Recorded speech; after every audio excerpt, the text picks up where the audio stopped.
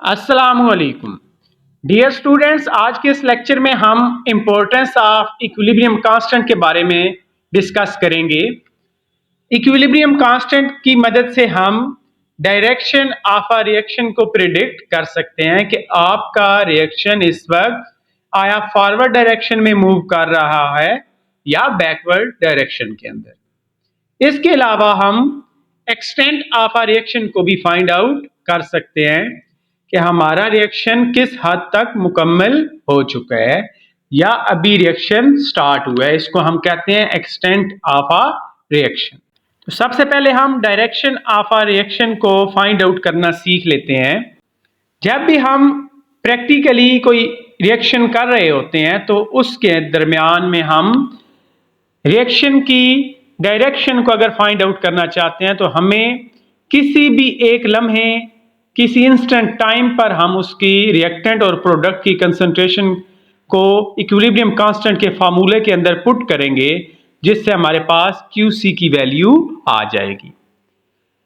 उस रिएक्शन की ऑलरेडी हमने KC वैल्यू, जिसे हम इक्विलिब्रियम कांस्टेंट वैल्यू कहते हैं, उसको फाइंड आउट किया हुआ होता है और वो हमें लिटरेचर से मिल जाती है। तो इन दोनों वैल्यू को आपस में कंपेयर करके हम डायरेक्शन ऑफ अ रिएक्शन को फाइंड आउट कर सकते हैं। तो इसमें हमारे पास मेजर 3 केसेस हैं।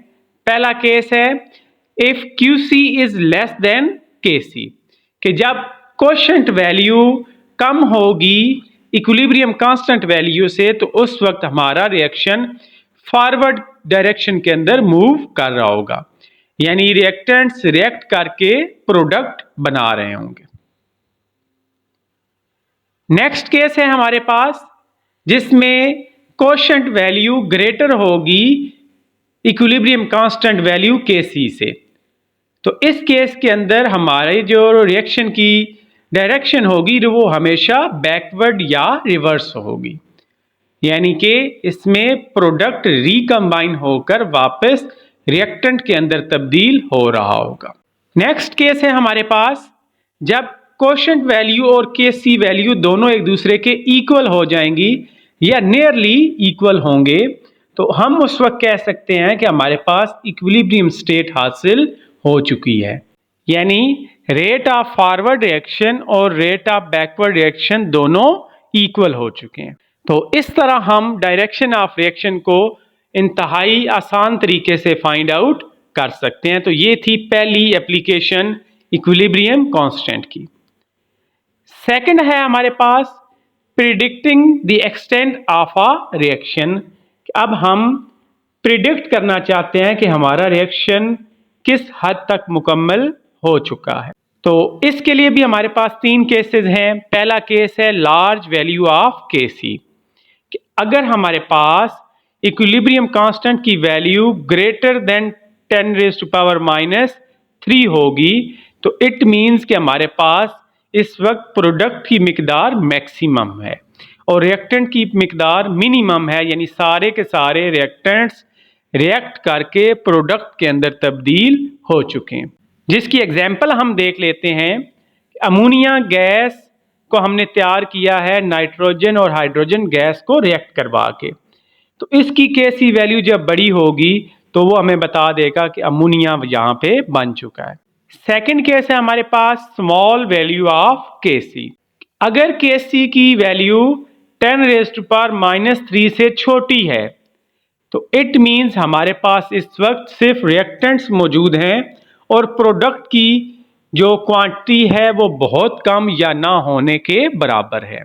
इसकी एग्जांपल हम वाटर की ले लेते हैं कि जब हम वाटर को डिसोसिएट करते हैं तो वो हाइड्रोजन और ऑक्सीजन गैस के अंदर कन्वर्ट होता है और इसकी KC वैल्यू बहुत छोटी होती है, कि इट मीन्स कि वाटर आसानी से डिसोसिएट नहीं हुआ और रिएक्टेंट की मिकदार मैक्सिमम है और प्रोडक्ट की क्वांटिटी ना होने के बराबर है।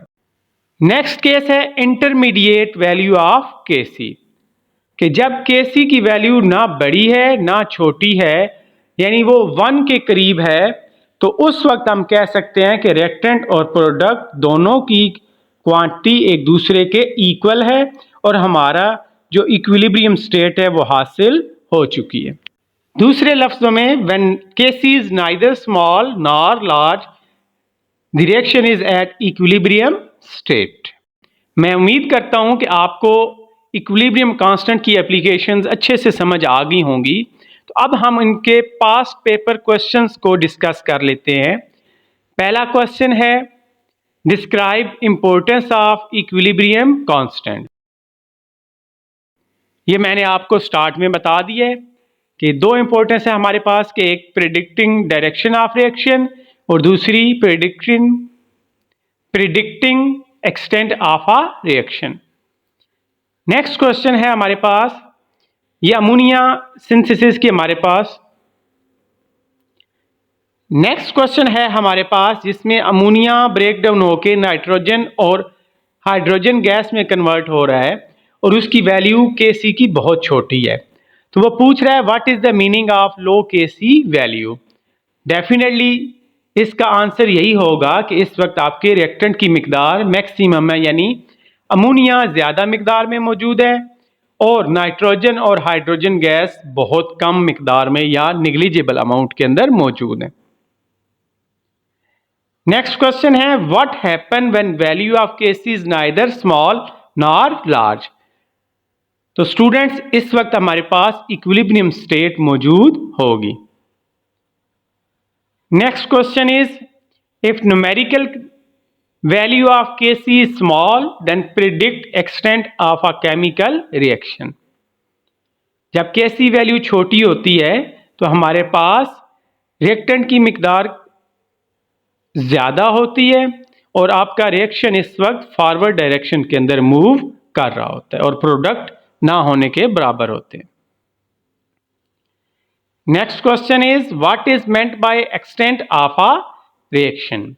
तो स्टूडेंट्स एक्सटेंट का मतलब होता है कि कितनी अमाउंट के अंदर हमारा रिएक्शन हो चुका है, आया वो 50% हुआ है, 70% हुआ है या 100% रिएक्टेंट्स रिएक्ट करके प्रोडक्ट के अंदर तब्दील हो गए। Next question is how will you predict reaction of equilibrium, यानी आप डायरेक्शन ऑफ रिएक्शन को कैसे मालूम कर सकते हैं।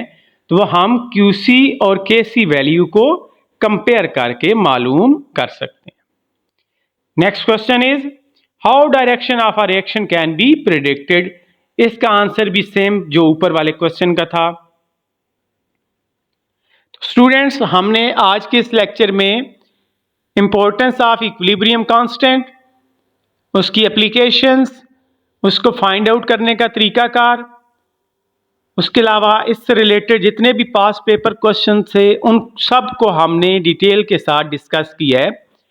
अगर आपको मेरा लेक्चर अच्छा लगा है तो इसको लाइक कर दें और चैनल को सब्सक्राइब कर दें ताकि आइंदा आने वाले लेक्चर के नोटिफिकेशन आपको मिल सके। Thank you so much for watching. अल्लाह हाफिज़।